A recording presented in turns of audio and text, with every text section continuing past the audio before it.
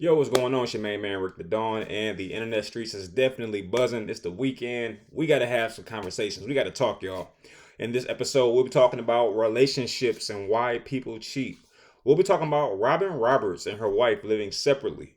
We'll be talking about the No King protesters starting to take place around the country. And of course, we have to talk about game 4 of the NBA Finals. All right, look, if you want to jump around, go for it. I'll understand. I won't take it personally. But anyway, this episode is sponsored by my t-shirt company, Broken Heart Shirts. You got to go support me. Go to bhshirts.com and buy something, please. And then, of course, my signature shoes, the Don Don 1. Go to aliveshoes.com/Don Don 1. Basically, Alive Shoes is my Nike, and I am Alive Shoes' Air Jordan. All right, there you go. Or Michael Jordan, if you will. All right, I want to start off with why people cheat. I think that's one of the great topics I'll be covering today, and let's jump right in. So there are some couples therapists who assemble a list of 5 reasons why people cheat.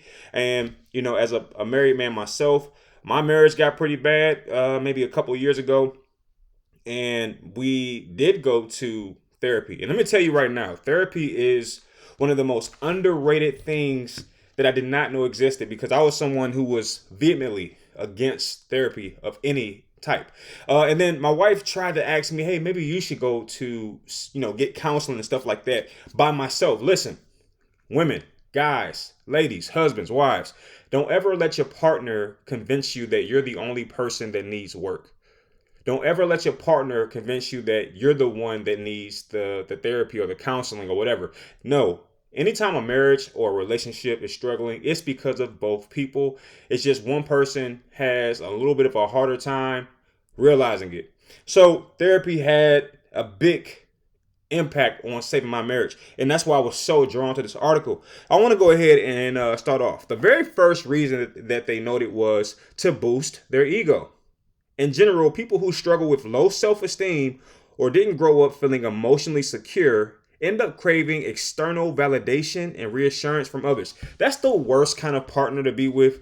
Somebody who always needs validation. And, I want to be sensitive, because in a lot of ways, I'm kind of pointing the finger at women, because that strikes me as a woman-dominated reason. And there are some men-dominated reasons on this list. So I don't really feel bad about saying, hey, this is more of a female-dominated. If I hear if one of my boys hit me up like, hey, bro, yeah, man, I'm cheating.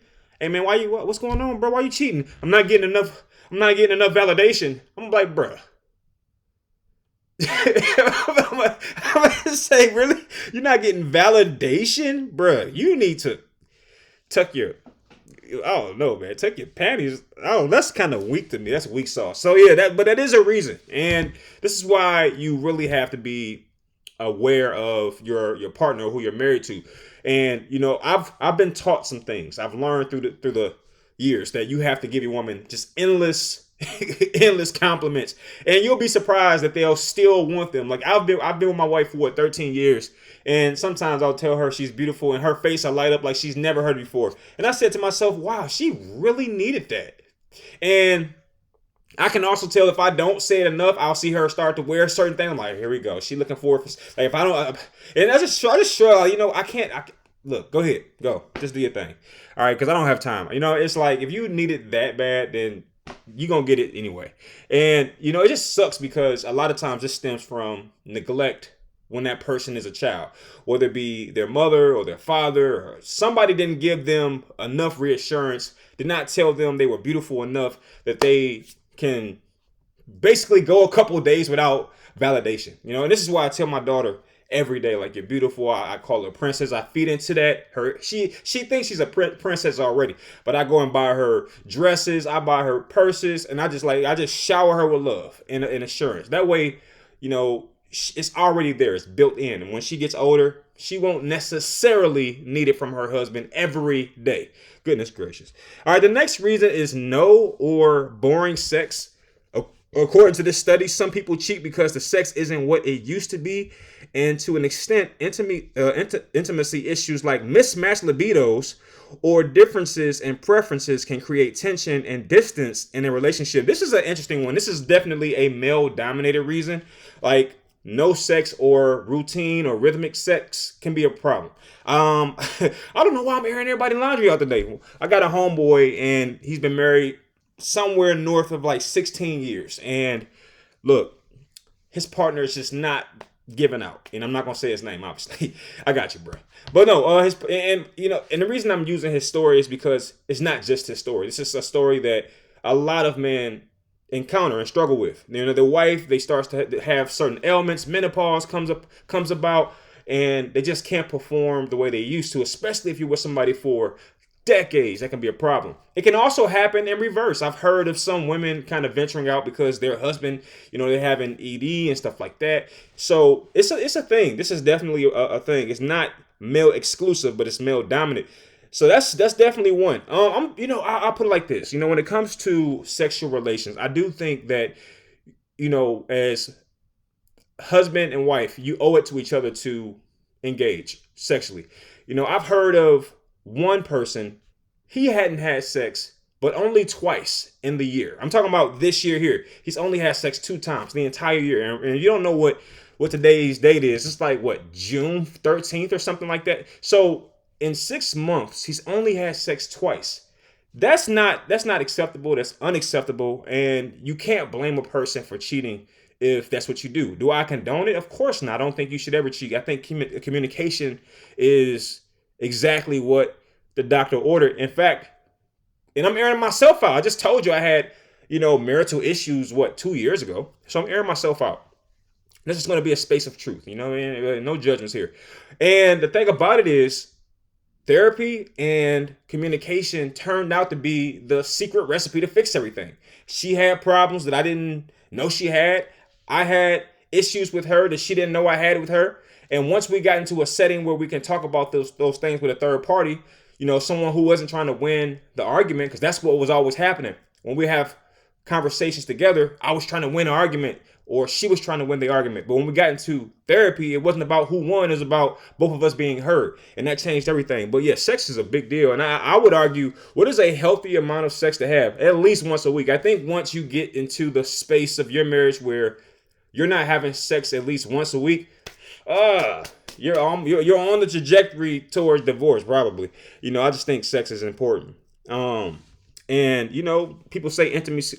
How do you say this freaking word? Intimacy. People say that word too. That got to be a female-dominated word, man. Intimacy. Who made that word? There's no man that was like, man, I really want to work on my intimacy. Like, that's definitely a female-dominated word. Goodness gracious, that's why I can't say it. All right, number 3, not feeling seen. Kind of correlates with number 1, needing validation. Even if the sex is solid, people also cheat because they're feeling unfulfilled, especially in long-term relationships. It's easy for the romance to quietly take a back seat due to things like work stress, raising kids, or managing finances. I can say, and I can attest to this being a real thing. When you're in a relationship for a long term, a lot of people look at that as a sign of success. But I often look at it differently, like, hey, all right, either one or two things is true. Either they overcame a lot of issues or they're having a lot of problems. It's one or the other. And the way I look at it is, if you get caught up in that cycle of how do you do it? You wake up, go to work, come home, sleep. Wake up, go to work, come home, sleep. Hey, wake up. You see, and that happens a lot of times, right? Or wake up, go to work, come home, drink. Or wake up, go to work, come home, porn. Hey, wake up, go to work. So if you get into this rhythm of just doing these mundane things that exclude your partner, it can make them feel unseen. And then it goes back to number 1, where they're starting to look for that validation from external sources. And that's what really, contributes to the point that they're making here, and a lot of times, again, if you're in a long-term relationship and this relationship is going on for years and decades, you can start to take that partner for granted, and they'll look for it. They'll find it somewhere. Somebody will look at your partner as if they've never seen them before. You might have been with her for 10 to 15 years, but that one dude, he don't care about how long she's been in a relationship, especially if she's not mentally where she needs to be, especially if he's not mentally where he needs to be. Like, he's not focusing on his family. He's not focusing on his marriage. He's focusing on himself. I don't know why it wasn't on the list, but I think one of the reasons why people cheat is that they're selfish. And I don't mean that in a negative way necessarily, but a lot of times, and even if you look at all these points that I'm about to talk about, what is the common denominator? It's that one person thinking about themselves. And to me, that's the culminating reason. People cheat because they're selfish. It's like, look, okay, you're not getting sex. Well, hey, look, it's okay. It's all right. Have you spoken to your partner about why he or she is not having sex? You said they said they have body ailments. Hey, you might want to consider that. You might want to, and now have a conversation with that person about, hey, how you really feel despite those bodily ailments. Is there any kind of medication that can be taken? Is there anything that can soothe those ailments for the 5 to 15 minutes you need to, get what you need? But it's communication. But one thing it isn't is going out and making a isolated decision that not only impacts you, but impacts your partner, which not only impacts your partner, but impacts your children and your family. I just think it's selfish. I don't really think there's another way to put it. I think when it comes to cheating, it's just a selfish act. I don't care what your reason is. Oh, he doesn't give me attention no more. Really? That's selfish. Oh, we don't have sex no more. Well, did you talk about it? You know what I'm saying? Look, I get it. All right. Number 4, self-implode. For some, letting someone really see you, flaws and all, can seem risky, even terrifying. This is an interesting one and one I've never really thought about. Some people are just not used to a good relationship. So what do? They try to destroy the relationship. They're just not used to things going well. To me, again, it's selfish, but nevertheless, let's remove that element and just focus on what's being said here. Some people have never been in a relationship without drama, or never been in a non-toxic relationship, or never been in a relationship where there's no cheating or no disrespect. And they get nervous and anxious, and they say, hey, I'm not supposed to be in a good relationship. I'm not a good person. And they destroy it. That's sad. That's sad, man. And I'm going to tell you, it's something that often boggles my mind a little bit. It's like, hey, why can't two people just coexist? I often have this thought when it comes to different races and stuff like that. I'm like, hey, we're all children of God. Why can't we all just be happy and, let people just live their lives? Same thing when it comes to relationships. Hey, you just be the best person you can be. I'll be the best person I can be.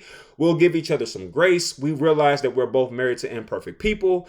We both will not do anything that cannot be forgiven, like, cheating and stuff like that. We'll try to keep our emotions intact. We'll communicate. Why is this so difficult? The 5th and final reason that they, pointed out as a reason why couples or marriages fail or end a divorce or people cheat is because that other person just wants out. Again, selfishness. But again, let's remove it. They want out. When someone's unhappy but too scared or guilty to explicitly break things off, infidelity can feel like a built-in injection button. You're darn right about that. So if somebody just doesn't really want to be in that relationship, I've been there before. I'm pretty sure you've been there before.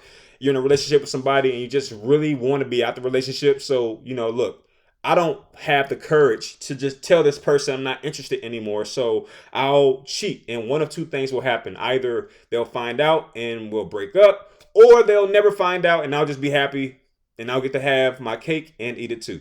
All right. But anyway, what do you think about that? Do you think that these reasons are valid? Is there anything in this list that you would have changed? Is there anything you would add? For me, I would have added selfishness, but I know that's not a political or politically correct term. Next. Good Morning America's Robin Roberts and wife live in separate apartments. Now, if you don't know Good Morning America's Robin Roberts, she's someone who comes across as extremely stern, very wisdomatic. She is someone that always has a good word. And, I don't follow her. I'll be completely honest with you, but I've seen her face. She's a very, very attractive woman. And I did not know that she was married to a woman. Did not know that. And I promise I'm going to be on my best behavior here. And now, if you don't know, I have a website where I allow gay men to date gay women and gay women to date gay men, because I don't believe that there's a such thing as homosexuality. I just think that it's sin. I'm a Christian, so that formulates my ideology and the way I see the world. And I'm not going to force that on anybody, but I just want to, share how I see the world. I think it's important that we all know each other. And that's one thing I'm trying to work on. I'm trying to work on respecting people's differences. It's not easy, but I'm trying to work on it. And I'm not going to go crazy here about Robin Roberts dating a woman, despite the fact that I have a website. I have a website where gay women and gay men can date each other. And why and how is that even possible? Well, I say this. I say that if a gay woman likes women and this gay man thinks he's a woman, why can't they date each other? It's just their relational roles would switch. Instead of the woman being the woman, she'll be the man, and vice versa. But we'll say that for another day. But anyway, there are growing rumors online that this couple may be on the verge of splitting up. I think that Robin saw those rumors online and she tried to jump in and clear things up. And her main reason for proving or disproving this rumor was, hey, we're fine. And it's important to note that Robin and Amber, I believe her name is, they've been married since 2023, so about 2 years. But before the marriage, they were with each other as partners for 20 years, 2 decades. So, it's really difficult to say that this is some kind of failure or this relationship is on the way out because they've been with each other for so long. But it kind of goes back to the reasons people cheat. Look, I'm not going to sit here and sugarcoat it.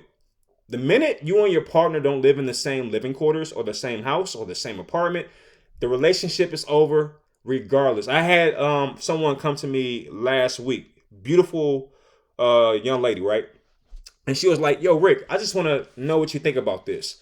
I'm married, right? I have to play it off because I don't like people to know I'm in their business. I was like, yo, really? You are? Okay, cool. I didn't know that. Well, she was like, well, explain this to me, Rick. My husband and we are no longer living in the same house. I said, what? I said, where you at? She said something like North Carolina. I forget what she said. And I said, oh, wow. All right. When is he coming back? She was like, you're not going to believe this. Guess how long he's been gone? I was like, 6 months. 6 months. And she was like, no, 13 years. I said, baby girl, y'all not in a relationship. Y'all in a, what is that? I don't even know. What do you call that when your partner and you don't live in the same space for 13 years? Y'all cousins now. Y'all in a cousinship. Couldn't believe she told me 13 years. I could not believe that.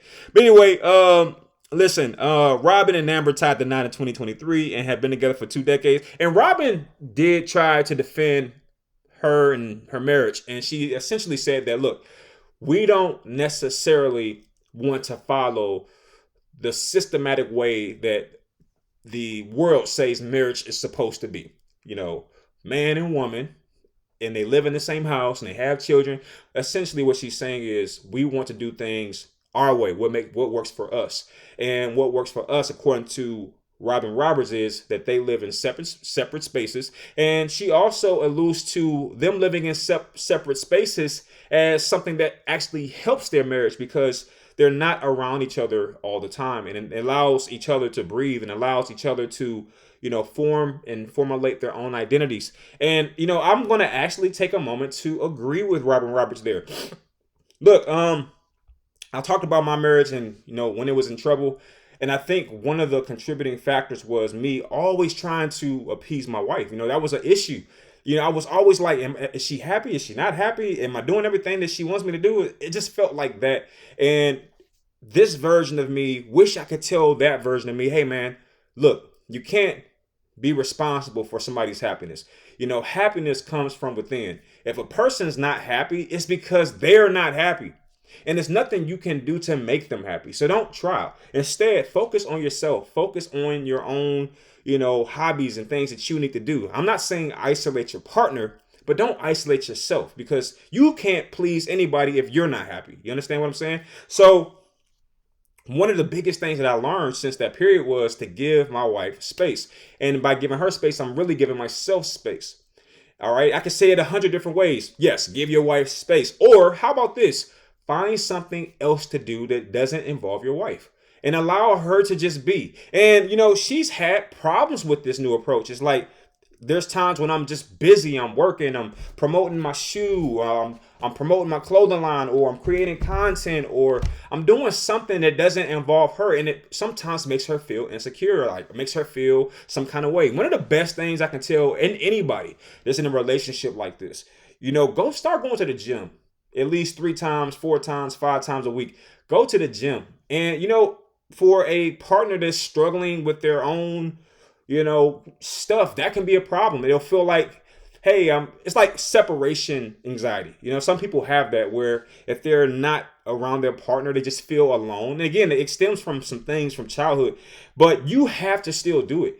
And there's studies out there that show that when a man, I think this is more male dominated, when a man gives a woman space, the love from that woman grows fonder. Like women, I actually heard a woman say this, so don't get mad at me. A woman said that a man's secret power is space. When you give your woman space, something in a woman just reacts. It's like a psychological thing. They just feel like, yo, where's my man at? And also, it increases your value as a man. It makes the woman feel like you're busy. Women hate being with a man that has a lot of free time.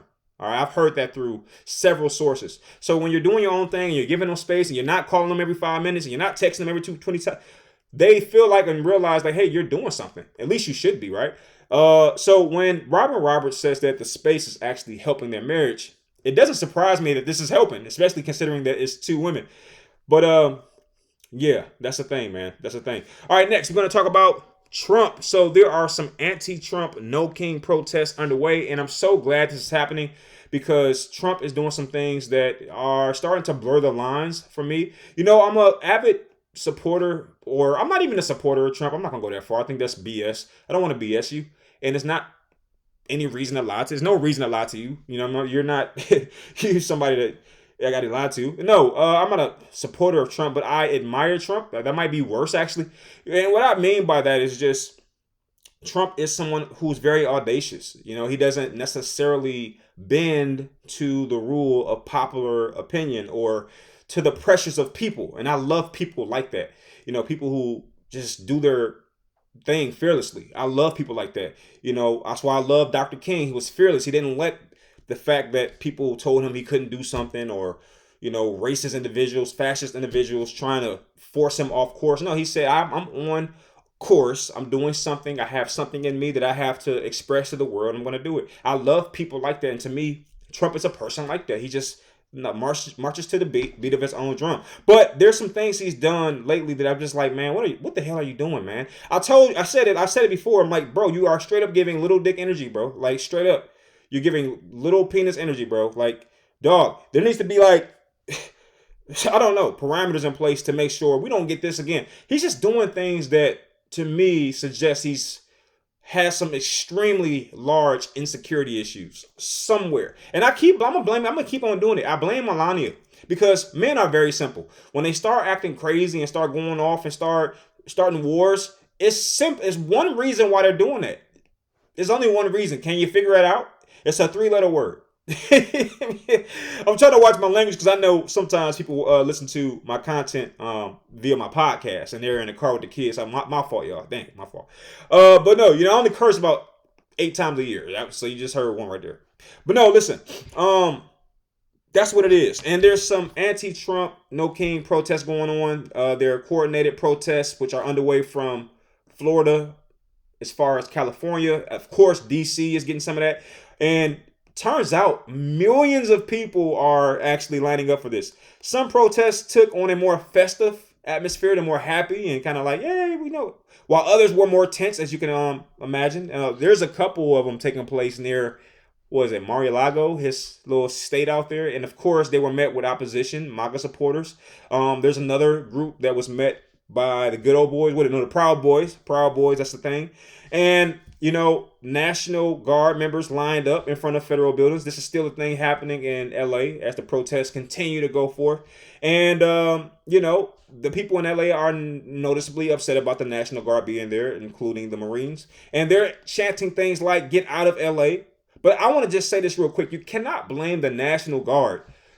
I get it. You're angry, you're upset, you're mad at Trump, you're mad at his policies, you're mad at this whole immigration thing that he's trying to enforce, blah, blah, blah. But I'm gonna tell you what you shouldn't do. What you shouldn't do is destroy your community, because you're actually you're making his point more valid. If you're upset, the best way to go about it is peaceful protest or go to war. There's only two options. That's it. You don't want to blur the line in the middle. You either want to protest peacefully or just go to war. And the problem is you can't do both, right? So you got some people screaming, yelling at the National Guard. That's a war thing. You know what I'm saying? That's not peaceful. You don't want to get mad at the National Guard. The National Guard is just there doing their job. And in some cases, and probably all cases, with the exception of maybe a few renegade guards, most of them don't want to be there. Most of them are just normal people like you and I, and they have a job and a duty like you and I, and that's pretty much it. So you don't want to get the yelling in their faces and put them in a space where they have to defend themselves. That's where you get in trouble. And if I'm a protester, I'm going to tell you one thing I'm not doing anyway. One thing I'm not doing anyway is provoking a National Guard member or a Marine. I mean, there are smarter things to do. And it's not even because of their stature and what they represent. It's because they got guns, you goofy. Like, so look. What I'm telling you is, I get it. I get the frustration, but don't. For example, I'll give you a great example. My wife is in the military, and there was a guy who saw her shopping at one of the grocery stores, and he just started going off on her like, you know, you're representing blah, blah, blah, blah, blah. This is when Trump's first term was in place, and everybody's mad at Trump then. You can't do this, you did. He's going off on my wife, and my wife calls me like damn near sobbing, like, yo, so, you know, there's a guy just kind of going off on me. I was like, what the man, I got in my car, drove up to that grocery store so fast, and I'm like, where he at? Well, he left that way. I said, let's go that way. I find a guy, black guy, has like a Latino girlfriend or whatever. I pull up and I'm like, hey, bro, like my wife is telling me you going off on my wife.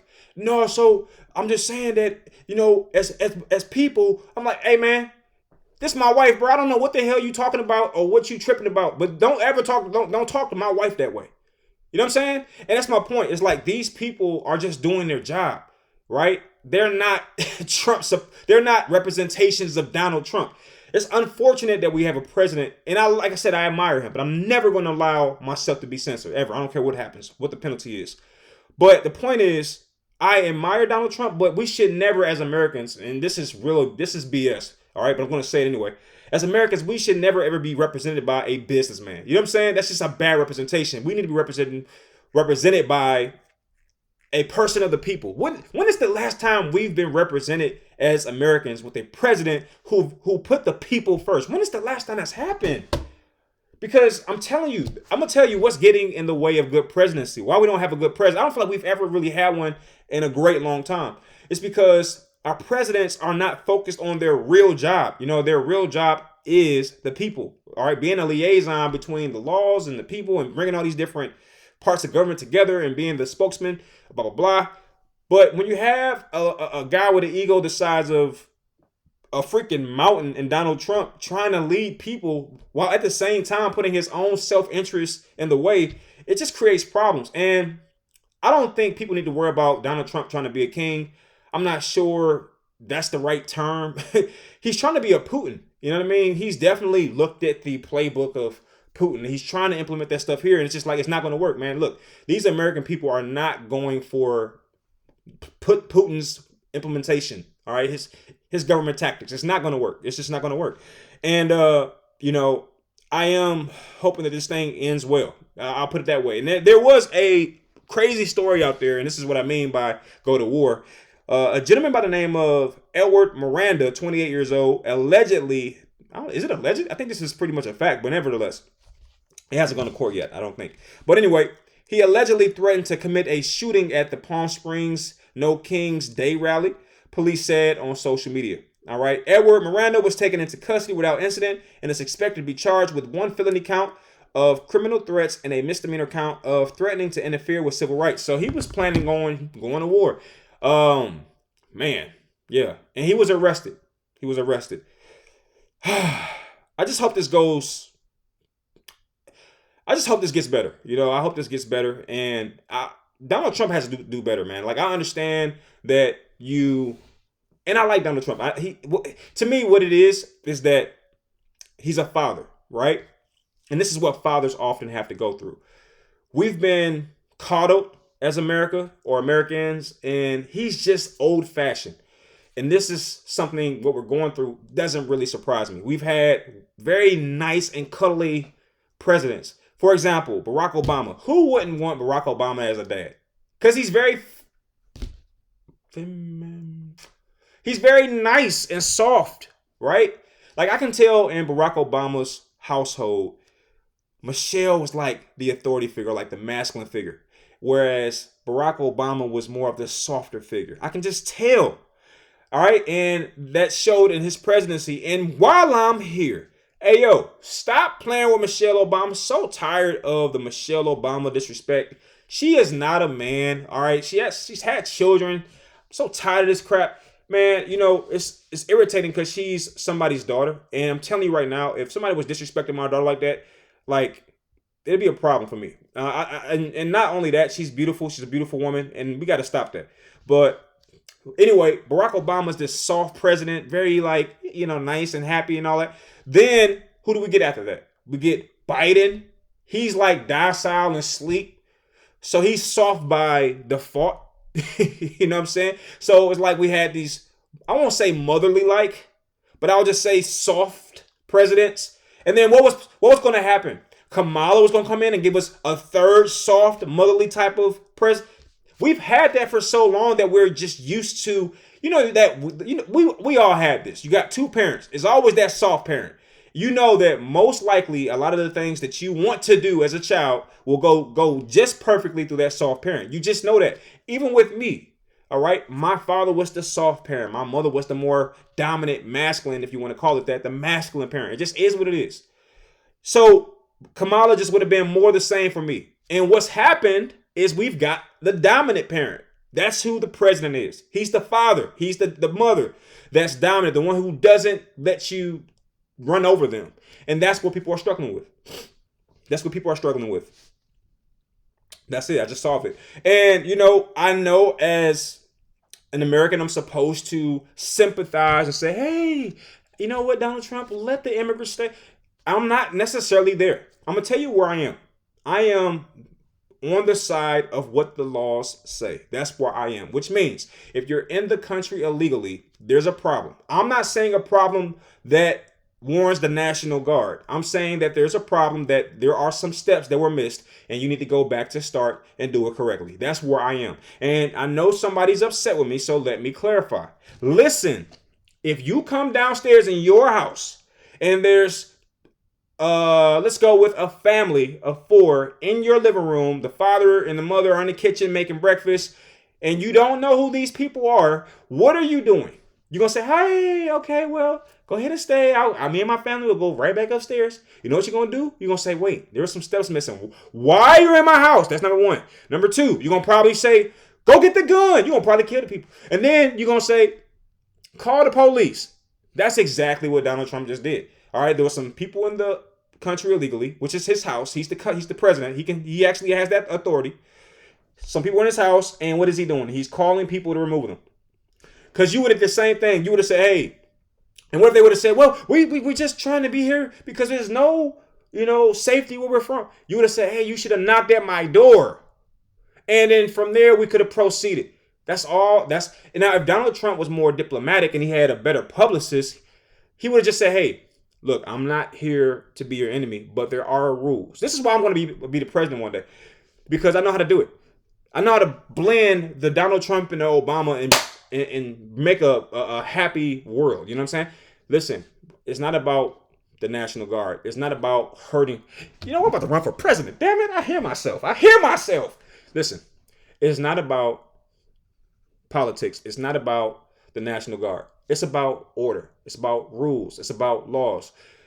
I know you're not a criminal, but guess what you're doing? You're committing a crime by being in this country illegally. And I'm actually doing you a favor because you probably don't feel at peace. You're probably having to live your life looking over your shoulder. That's not the way to live in America. America is not that. So we're going to put you here and you're going to do it the right way.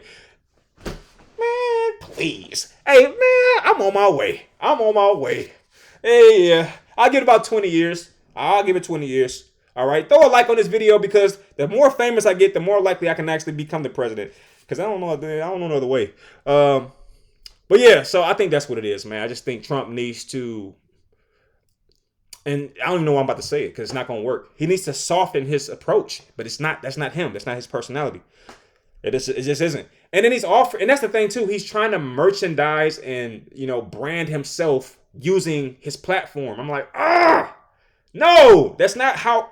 I don't know, man. I don't like it that much. He's more focused on the Trump name than he is America, right? Because there are American people being affected by his decisions. Like when he put Elon Musk in the position that he gave him, Elon Musk went on a tirade and got good American people fired from their jobs. That is wrong. All right. That's a problem. That's why I don't like Elon Musk to this day. I don't care. I saw a Tesla today. I wanted to just get out of my car and kick the damn side of the truck. I'm serious. I just wanted to get out of my car and kick the side of the damn truck. Especially since I've seen that image that I can never unsee now. Goodness gracious. Who did this? Somebody is evil out there. Somebody took the Tesla symbol and turned it upside down and gave it eyes. I said, damn it. I will never unsee that now. That's a damn Klansman. All right, we got to talk about the NBA Finals. All right, let's close this bad boy out. So if you don't know, the NBA Finals, Game 4 was crazy, and it was a close game all the way through. So SGA, I'm going to just say it right now. He needs to become Michael Jordan, okay? There's points in this game where I'm like, hey, come on now. Come on, get it going. And, I feel kind of bad asking him to be more than what he's already being. Even in this game, he scored 30 plus points, I should say.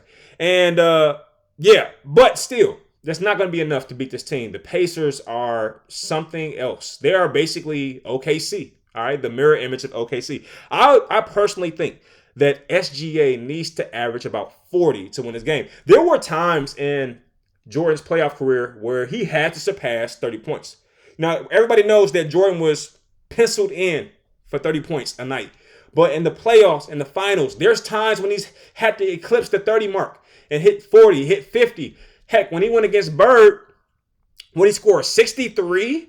So I'm saying it's like that's where SGA needs to get his mind at. There's going to be times when you're going to have to eclipse that 30 piece. You're going to have to put 40 up. And you know who's going to have to step up? Jalen Williams. Jalen Williams, he's somewhere in the 20 range, right? He's averaging about 20 points per game. And guess what, Jalen Williams? You're going to have to start averaging about 30. Facts. All right, and I did want to talk about the Pacers as well. Pascal Siakam has to take the lead. I don't think that Tyrese Halliburton is prepared yet. He's still young. He's still trying to figure himself out. Because, 2 weeks ago, right before the finals started, there was a whole bunch of arguing about whether or not Tyrese Halliburton was a superstar. All right, the argument was he's not a superstar. He's just a star. And I think the answer has been revealed. He is just a star. And I don't mean that to be derogatory. How you say this word in the right context? I don't mean to be derogatory. But the point is, he is just a star. Why do I say that? Because he only scored 18 points in the finals. You're not a superstar scoring 18 points. And this is why I say, how you say this man's name? Oh, Pascal Siakam, he needs to become the lead. Why? I think Pascal has at least one championship. Didn't he win one with the Raptors? I'm pretty 100% sure. Pretty 100% sure he won a championship with the Raptors. So he knows what it takes. Pascal Siakam, though, when he won that championship with the Raptors, he was the star behind Kawhi Leonard. I told you, we are out of the big three era. This is why anybody trying to get the KDs and the Giannis's, they're really fooling themselves if they're trying to still stack superstars. That's not where we at no more. Here's where we at. Superstar, star, emerging superstars, role players. That's the new dynamic. Take it or leave it. That's where it's at. And this is why the Pacers, I think, are struggling right now because Tyrese Halliburton is being pegged as the superstar when he's not. He's not. So in essence, they really just have two stars, right? And I think what Pascal Siakam needs to do is he needs to realize that he has immeasurable talent and needs just to go ahead and just get out. Hey, look, man, you're a superstar, brother. And if you're not on paper, you need to be in your mind because Tyrese is not there right now. And it's okay. Everybody has to get there. but he's not there right now. 18 points is just not going to cut it. And I'm going to tell you why Pascal Siakam is the person I peg as the perfect person to take that step up to become the superstar. It's because they can't check him. Like, every time I watch clips of Pascal Siakam, he does whatever he wants to do. They have no answer for this guy. His motor is immeasurable. The man just never stops hustling. He's extremely long and lengthy, and he is very skilled. He has to be the superstar. And I think what's happening is he wants to be respectful of Tyrese's, current reign. Like, most people identify Tyrese Halliburton as the star or the face of the Pacers, but Pascal Siakam, if he wants to win his second ring, he's going to have to ignore that for right now. Period. Pascal Siakam needs to eclipse Tyrese Halliburton as the face of this team, even if it doesn't mean, being the face publicly. But on that basketball court, there's no better player on the Pacers than Pascal Siakam. This is why he needs to start, taking the lead.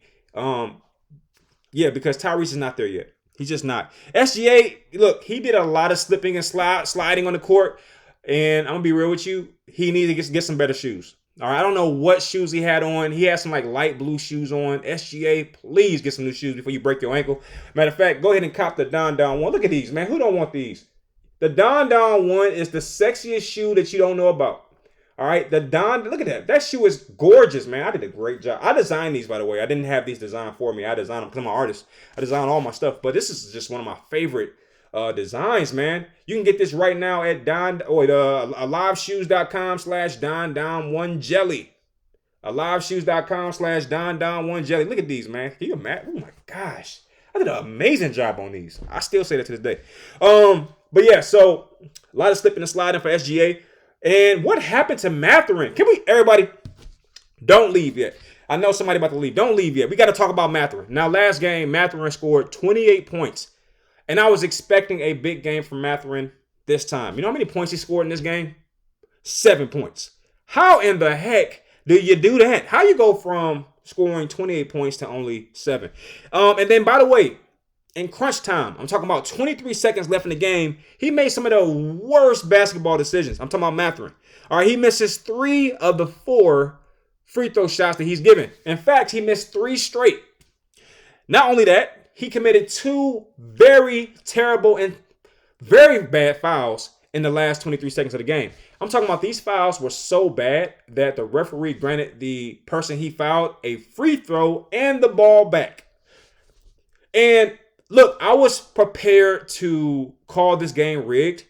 Like, when Mathurin got his first foul, I think the ref said he had grabbed somebody's arm. And I said, what's going on here? The game is too close for that kind of foul. Like, this is the playoffs. There's going to be some grabbing. So I was all team Mathurin, 100%, until I saw the second foul that he committed. He literally drove into the back of SGA while SGA wasn't paying attention. And I said, what the? And then the referee called the foul. And that sent SGA to the line to shoot a free throw and get the ball back. And I said, And it made me go back and watch the first one when he grabbed the arm. And I came to this conclusion. Mathurin is bogus.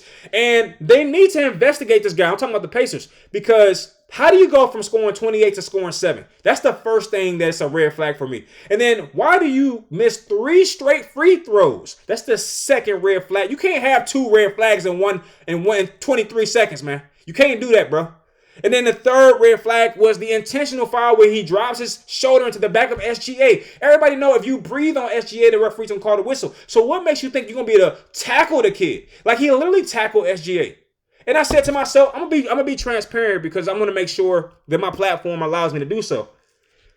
I'm like, bro, did you gamble on a game? Like, it's making me feel like it's giving gambler vibes. It's giving Mathurin had to make sure that the Pacers lost this game. Like, that's what it's giving. Because I'm like, how did you score 28 and then now all of a sudden you score 7? How did you miss? I can make at least 2 out of 4 free throws. How you miss 3 straight after scoring 28 the last game? And then why did you grab somebody's arm? Why did you do that? And then why did you tackle SGA? I'm like, bro, that sound like you, like some kind of rigor. Like, right now, the people who think that the NBA is rigged and they create videos talking about why the NBA is rigged, I'm sure they're having a field day right now with the actions of Mathurin, because his actions alone just destroyed the game for the Pacers. And I'm telling you right now, if I'm Rick Carlisle, I'm not playing him next game. Like he blew it. He blew it. The only way I'm playing him is if the Pacers win the next game without him.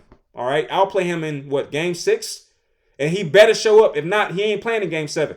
Because look, everybody thinks that OKC is going to win this series, and the Pacers was up 2-1. How do you blow that? Like, you had to win this game if you were the Pacers. If you're the Pacers, game 4 was a must win. And I said it before. I didn't say it on camera, but I said it in my mind. I said whoever wins games 4 is going to win the series. And that's exactly what's about to happen. OKC is going to win the series because of Mathurin. It's not really because of Mathurin, but it's kind of because of Mathurin, right? Man, craziness. Did you see the game? Who do you think wins this series? For me, I picked OKC. I'm going to stick with OKC. But the Pacers have the potential, man. It's so sad to see that Tyrese Halliburton just will not step into what's clearly there for him. It could be the way they're defending him, but I'm going to go ahead and push back on that and say there's been games in the regular season where he's only scored 7 points, 4 points, 8 points. It's like, come on, bro. You are him, dude. And maybe you're not. Maybe you're not. Maybe that's our problem. We just see you. And I'm going to also say this. I'm going to say it. I don't care. I'm going to say it. I keep seeing Tyrese Halliburton on social media in the kitchen laughing. Hey, man, get on the damn court and play basketball in practice. Man, I miss Kobe Bryant sometime. Bye.